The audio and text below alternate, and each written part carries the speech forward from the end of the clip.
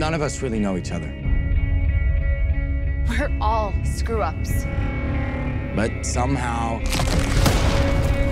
we were all in the same place at the same time when Billy found those coins. Hey everybody, it's Bumbray here again from JoBlo.com with a review of the big-budget reboot Power Rangers, in which 5 teens unwittingly find themselves tasked with defending the universe after they inadvertently unlock the powers of a spaceship that's been buried for 35 million years. Now, as I walked into the Power Rangers press screening, tagging on Facebook what I was doing, I was surprised at just how many friends of mine immediately contacted me asking me, how was it?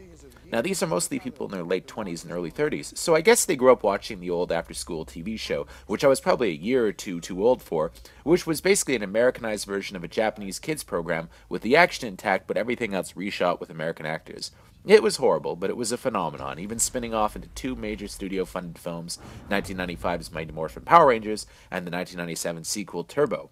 All that said, I assume that by now people would have owned up to the fact that the original was a pretty terrible show. I dare anyone reading this to actually watch one episode of the old show and defend it as being good in a way that's not camp. Never underestimate the power of nostalgia, though, so I guess there's an audience out there for Lionsgate's big-budget reboot Power Rangers after all.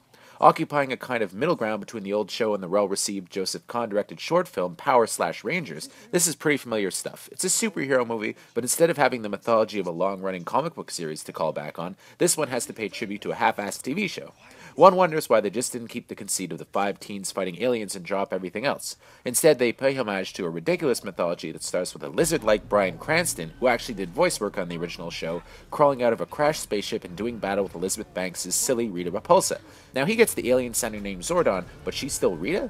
The movie actually isn't half bad once it picks up with our teen heroes, with Dacre Montgomery as an injured jock landing himself in a year's worth of detention for having caused a massive car wreck that ruined his knee. There he meets R.J. Cyler's Billy Cranston, named in tribute to his co-star maybe, who immediately admits that he's on the autistic spectrum, but only in a Hollywood kind of way where that means he's funny and brilliant. The other soon-to-be Rangers include Naomi Scott's Mean Girl, Becky G is the LGTB New Girl, and Ludi, all making for a nicely diverse unit, although only Cyler gives a truly good performance, with the rest seeming like they've been cast more on a looks basis. Soon they unearth Zordon, a now holographic Cranston, and his robot sidekick, Bill Hader's mouthy Alpha 5, and have to do battle with Banks' scenery-chewing Rita, who wants to rebuild a giant robot that can apparently end all life on Earth on a whim.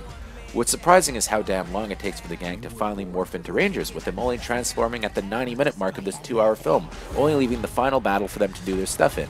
The outfits look kinda cool, although I hate the mouthpieces left over from the show, although using the "It's Morphin' Time" catchphrase in a cover of the old theme, which soon gives way to a Kanye West track, feels like fan service for nostalgia's sake alone, with much of the film being devoted to endless training montages. A friend described it best when he said it felt like a $100 million CW pilot, but kids and young teens will likely get a kick out of it. It's not especially mind-numbing, although it doesn't really have enough substance to sustain a major franchise, unless they really scrap the old TV show mythology and tell their own story. Until then, this is just a middling 6 on 10.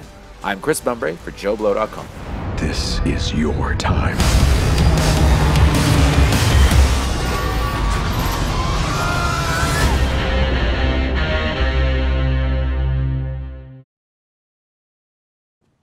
You're still here.